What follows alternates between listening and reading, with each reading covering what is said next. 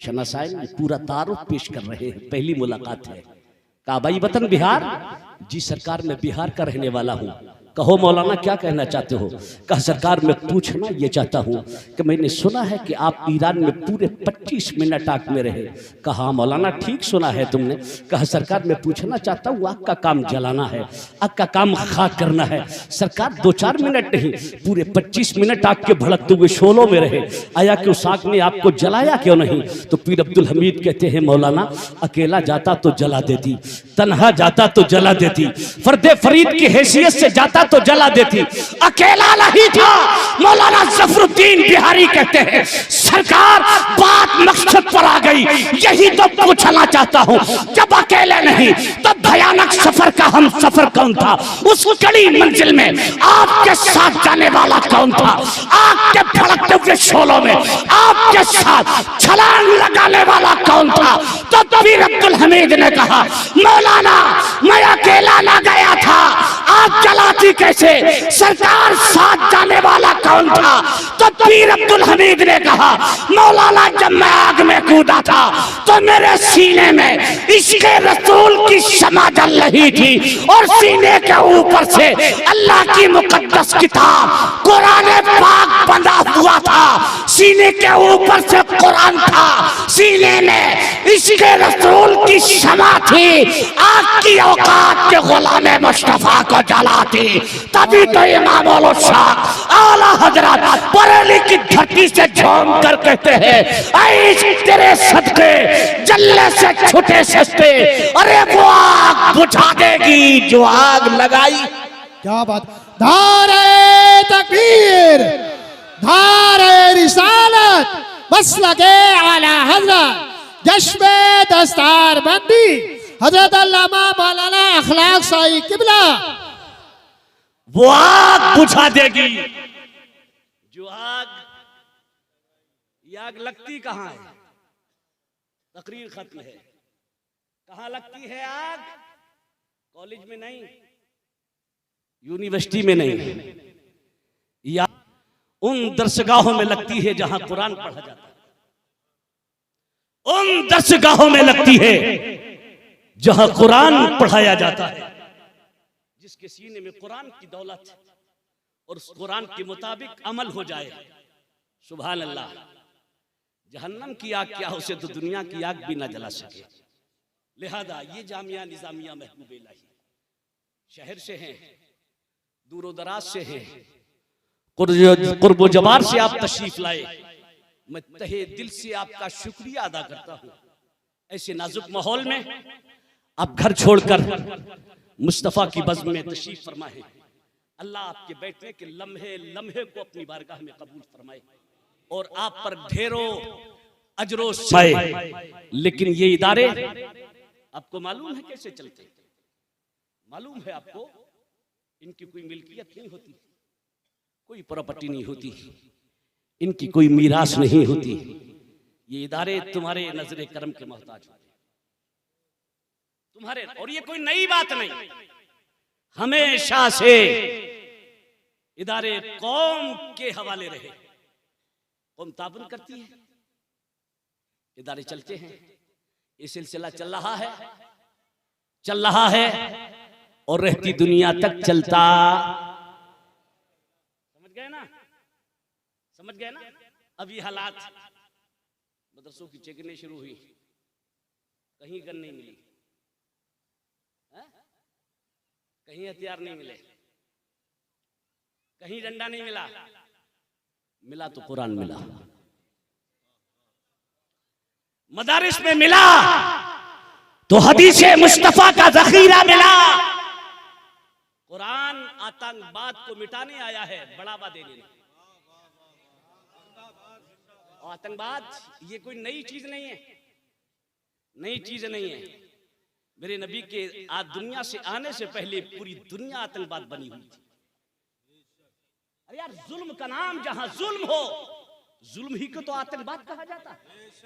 जहां बर्बरियत हो उसी को तो आतंकवाद कहा जाता है। जहां हुकूक को पामाल किया जाए उसी को तो आतंकवाद कहा जाता है।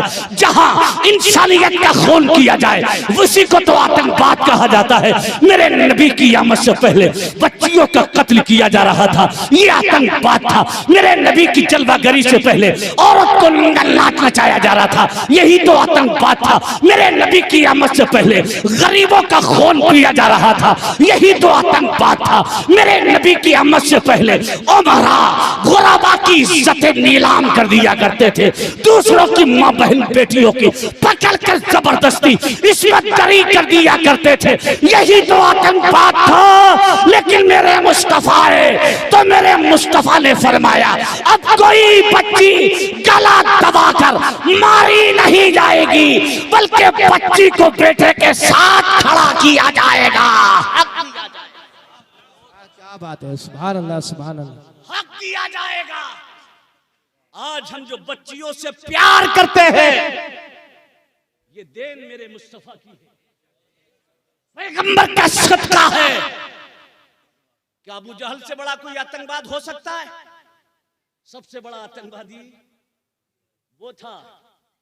लेकिन जब मक्के में कुरान पढ़ा गया आतंकवाद खत्म हो गया। कुरान पढ़ा गया, बच्चों की जिंदगी महफूज हुआ, औरतों की इज्जतें बच गई। कुरान का नुज़ुल हुआ, सूदखोरी का खात्मा हुआ, कुरान का नुज़ुल हुआ, ज़िनाकारी बंद हुई, कुरान का नुज़ुल हुआ, शराबनोशियां बंद हो गई। अजी मियां, जब कुरान मुकद्दस का नुज़ुल हुआ तो बंदे ने खुदा को पहचाना, बंदा खुदा की बारगाह में झुका। जैसे जैसे कुरान मुकद्दस का नुज़ुल होता रहा, बंदाए खुदा अल्लाह की बारगाह में झुकते रहे, सिराते मुस्तकीम पर काम। बेशक सुभान अल्लाह सुभान अल्लाह। आतंकवाद मिटाया जाता है, आतंकवाद फैलाया नहीं जाता। समझ गए ना? आतंकवाद फैलाया। नारे तकबीर, नारे तकबीर, नारे रिसालत, नारे रिसालत, मसलके आला हजरत, मसलके आला हजरत हजरत अल्लामा मुफ्ती हम्माद रज़ा साई किबला, हजरत अल्लामा मुफ्ती हम्माद रज़ा साई किबला। नारे तकबीर, जश्न दस्तारबंदी, उलमाए सुन्नत, नारे हैदरी। आप हज़रात इत्मीनान सुकून से बैठ जाइए। देखिए, मैंने आपको बताया था आज के हमारे इस जलसे का खुसूसी मेहमान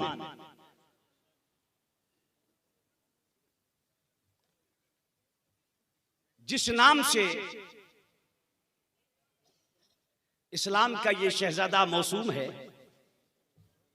ये नाम आज खिताबत की दुनिया में बहुत बड़ा नाम है। लोग बड़ी लंबी कतारें लगाए हुए हैं तारीखों के हुसूल के लिए। अल्लाह मजीद इन्हें मसरूफियत मशगूलियत अता फरमाए, इज्जतों में इजाफा फरमाए। अल्लाह इस सेहत को तंदुरुस्ती की हिफाजत फरमाए ताकि ये कौम के दरमियान ज्यादा देर तक रहे और अपने इसी अछूते अंदाज में इस्लाम की दावत कौम तक पहुंचाते रहे। तो मैं तकरीर खत्म कर दूं। मैं आपसे कह ये रहा था कि इस्लाम आतंकवाद को बढ़ावा नहीं देता है, बल्कि इस्लाम ही ने आतंकवाद का खात्मा किया है। और अगर कोई अब ये कहेगा नहीं तो फिर वो झूठा महाझूठा मक्कार महामक्कार, और उन कहने वालों की मक्कारियां बिल्कुल आया होकर कौम के सामने जाहिर हो गई हैं। लेकिन हठधर्मी का कोई इलाज, समझ गए ना? इसलिए आपको मदारिस का ख्याल रखना है। 3 बच्चे जामिया निजामिया महबूब इलाही से आज फारिग हो रहे हैं, तो मेरी आपसे मुअद्दबाना मुखलसाना गुजारिश है कि आप चलते चलते अल्लामा मुफ्ती हम्माद साहब की तकरीर सुनते सुनाते प्लान बना लें, कुछ नेक नियत कर लें कुछ अच्छा ख्याल और अच्छा प्रोग्राम बना लें ताकि आपके आने से जामिया का कुछ भला हो जाए, कौम का सहारा रहे। आज हाफिज फारिग हो रहे हैं, अगर कौम ताबुन करे तो इंशाअल्लाह आने वाले वक्त में उलमा भी फारिग हो सकते हैं। बाहर के इन इदारों की, उलमा की, हुफाज कुर्रा की हमें कल भी जरूरत थी, आज भी जरूरत है और कल भी जरूरत। हदीस पाक में तो ये आया है कि जन्नत में भी अवाम उलमा की मोहताज रहेगी। समझ गए ना? एहतराम कीजिए, उलमा अइम्मा का भरपूर ख्याल रखिए, मदारिस पर खुसूसी तवज्जो दीजिए। कतरा कतरा दरिया शायद थोड़े थोड़े से कौम नवाजती है, तो ये इदारों का काम होता है। मेहमानाने मुस्तफ़ा को तालीम मुस्तफ़ा से आरास्ता व पैरास्ता किया जाता है। अल्लाह के रसूल ने फरमाया है, खैरुकुम मन तअल्लमल कुरान व अल्लमा, तुम में सबसे बेहतर वो है जो कुरान पढ़े और कुरान पढ़ाए।